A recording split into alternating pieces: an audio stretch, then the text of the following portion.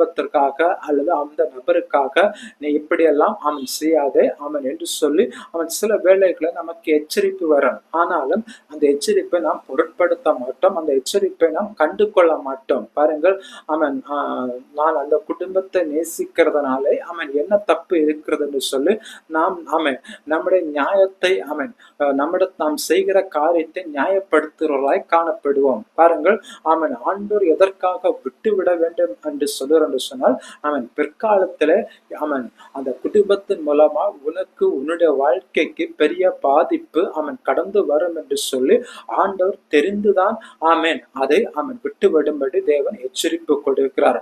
அப்படி எச்சரிப்பு கொடுத்தும் பாருங்கள், தேவன் வருகிற நாட்களில நடக்கிற சம்பவத்தை மனதில் வைத்துக் கொண்டுதான் ஆண்டவர் எச்சரிப்பு கொடுக்கிறது, இந்த காரியத்தை நீ விட்டு விட வேண்டும் என்று சொல்லி.